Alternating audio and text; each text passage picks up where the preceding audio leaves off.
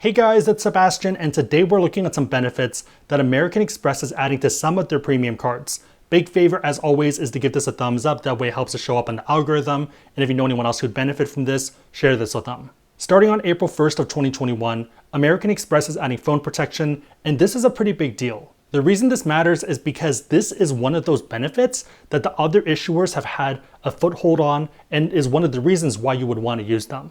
American Express is great, but they don't have this benefit that Chase and Citi does. Yo, American Express just added that though. They're pretty much going down the list of other benefits and then specifically adding them to make their cards more competitive.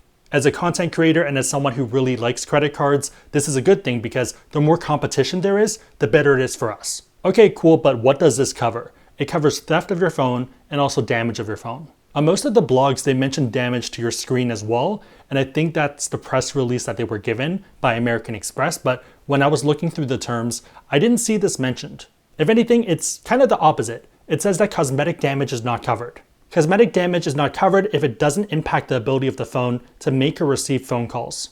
If you have a major crack, then obviously that's a bit different because you're not going to even be able to put in anything, you're not going to be able to navigate to that screen. So funny enough, if you have some minor damage, it'd actually be better if it was major damage. This is a cosmetic crack. It's not a nice thing, but it's broken, but it doesn't impact the ability to use the phone. Okay, cool, but what's the coverage? You're going to get 2 claims per eligible card per 12-month period. The maximum per claim is $800, and the maximum for those 2 claims is $1,600 per 12-month period. So what cards do you see this on? The interesting thing is that they didn't select all of the premium cards, but only some of them. So it makes me wonder if certain issuers, if certain partners fronted some of the bill. You're going to see this benefit on the Delta Platinum Business, Delta Reserve Business. The Delta Reserves make sense, they're pretty expensive cards, but the Delta Platinum is a pretty affordable one. It's interesting because the Delta Platinum's annual fee is in the same range as the Gold card. So in addition to the Delta cards, we have the obvious Platinum ones, the Platinum Normal, Vanilla, OG, we have the Platinum Business, and all the other co-branded versions of the Platinum. So whether you have the Schwab, the Morgan Stanley, or the Goldman Sachs, you're good to go. The Centurion cards are also covered, which is not a surprise. But why isn't this on my card? That's not fair! If you have the Gold card, I understand why it's really annoying because it feels like all of these cool benefits are on the Platinum card, and that's American Express's whole strategy. They don't want you to just have the Gold, they want you to have the Gold and the Platinum. And then honestly, probably also the Green card. The Gold card is how you earn the points, it's your workhorse, groceries and food being the big ones, and then the Platinum card is more about the benefits. I'll probably cover this in a future video, but if you look at American Express's 2020 and their finances, you can see why they're doing this as a strategy. But what about the Aspire card and the Bonvoy Brilliant? I actually agree with that one, and I would have my pitchfork as well. Those are pretty expensive cards, $450 annual fees, and you would expect them to have this benefit. My guess is that Hilton and Marriott didn't want to foot the bill. They were probably offered this and they turned it down.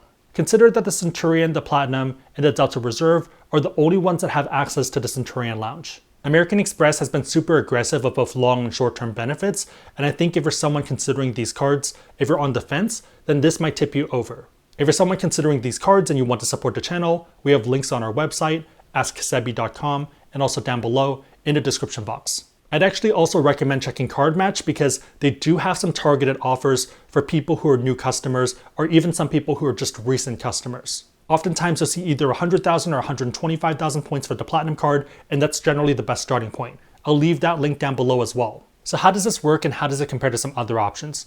The first thing is that the phone needs to be on your phone bill, or it needs to be on your account when you log into your wireless service. Number 2, you need to have paid the prior month's bill using this card that you're relying on the benefit. The idea being that you can't just swap in the card when you break your phone, it needs to be something that was actively being used. If you stop using the card, then you're going to lose the benefit in the future. Depending on how big your phone bill is and whether you have other family members on it, whether you have a big family plan, it might not make sense to do this. I know some people really love the Chase Ink Cash card because of that big family aspect since they have that big bill.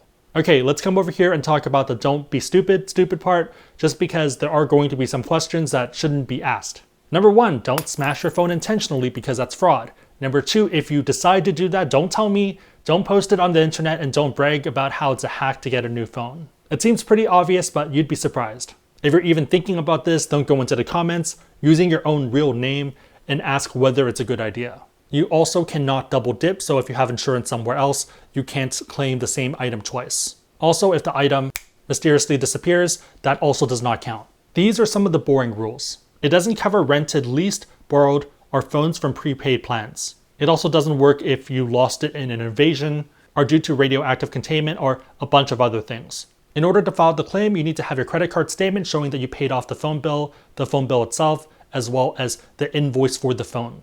If the phone is damaged, then you need a repair estimate and also a picture of the damage. If the phone is stolen, then you need a police report within 48 hours of the incident, and this is pretty consistent with the other issuers. And yes, this is a Hello Kitty water gun. So the ultimate question is, how does this compare with other issuers and also with other things like AppleCare? I'm not going to go through all of them because there are quite a few of them and it would be pretty daunting, but the Citi Prestige is pretty competitive. So instead of just $800 per claim, it's going to be $1,000.